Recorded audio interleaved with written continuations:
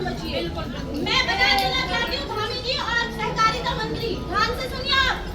एक एक पर भारी हूँ, कमजोर नहीं हूँ, नारी हूँ। नारी शक्ति होती क्या है? धामी जी, आपने एक माँ की कोख से जन्म लिया है।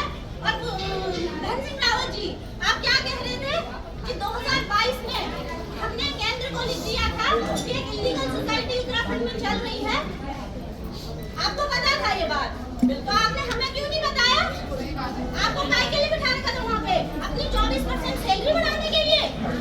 आप लोगों की सैलरी तो एकदम से पास हो जाती भाई। हमारे कानून क्यों नहीं पास होते? हम किसके पास जाएं? अगर आपसे नहीं होगा तो बात छोड़िए ना आप। हम बताएंगे आपको काम कैसे होता है। हम आपको दिखा देंगे, चैलेंज है आपको। बिल्कुल बताते हो, चुपचाप निकल जाते हो। हमें आपसे रिक्वेस्ट करनी पड़ती, 2 मिनट हमारी बात सुनिए, हम पीड़ित हैं, तो आप ऐसे हवा में निकाल देते हो। हमारे मुख्यमंत्री हैं आप कहते हो हम जनसेवक हैं। मोदी जी कहते हैं कि हम चौकीदार हैं। तो चौकीदार का क्या काम है कि किसी को कह दो कि जाओ मेरे नाम से लूटपाट मचाओ, और उसके बाद से पकड़ो भी नहीं। ये नहीं चल पाएगा, बिल्कुल भी नहीं चल पाएगा। और अगर ऐसा हुआ तो हम 4 धाम यात्रा बाधित कर देंगे। बिल्कुल यात्रा हम नहीं होने देंगे। करोड़ों रुपए उत्तराखंड सरकार 4 धाम यात्रा से कमाती है। हम लोग ऋषिकेश वाले जानते होंगे, हम निकल नहीं पाते। ऋषिकेश में इतना जाम होता है, हम सहन करते हैं कि यार हमारे मेहमान है, हमारे हितों की रक्षा नहीं होगी तो फिर तो हम जाने देंगे ना। हम तो जाम कर देंगे पूरे ऋषिकेश को, आने नहीं देंगे किसी को। दिन रात लोग हमारे घर पे आ रहे, लोग हमें बोले हमारे पैसे दो। हम 1-1 करोड़ का बिजनेस है, हम कहाँ से देंगे लोगों के पैसे? आप बताओ कहाँ से देंगे?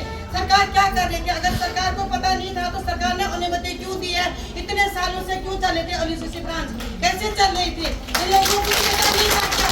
इन लोगों को खबर भी तो था ही नहीं था, तो कैसे चल रही थी? 35 ब्रांच से कैसे खुली? इतने कदम जब हमारी मीटिंगें होती थी, कहीं रोड पे नहीं, कहीं गली मोहल्ले में नहीं होती थी, मेन रोड में होती थी। हमारी जो ब्रांच थी वो मेन रोड में है। कहीं पे उस टाइम में पुलिस वालों ने नहीं देखा क्या? किसी सरकार ने दिया था क्या? कहाँ गए थे ये लोग उस टाइम में, जब इन लोगों को पता नहीं था? इतने हजारों लोगों की मीटिंग होती थी उस टाइम में, ये लोग कहाँ मरे थे? कहाँ गए थे ये लोग? इन लोगों को कुछ खबर नहीं था क्या? उस टाइम में लोग थे। आज हम लोग इतने दलदल में नहीं फंसते, इतने समस्या में नहीं पड़ते। आज हम घर से भी बाहर से बेघर हो चुके हैं। हमारे हस्बैंड हमें बोले कि तुम दो, तुम्हारे लोगों के पैसे। तुमने मना करने के बावजूद हमने ये काम किया है। हमने ये सोचा हम एक हाउस वाइफ है, अपने पति के हाथ बटाएंगे, अपने बच्चों के लिए कुछ करेंगे। हम भी एक हाउस वाइफ है तो अपना एक पहचान बनाएंगे। लेकिन हमें पता नहीं था इस पहचान के पीछे हमारा गला कितना घोटा जाएगा, ये हम लोगों को पता नहीं था। लेकिन सरकार को मेरी यही निवेदन है, यही रिक्वेस्ट है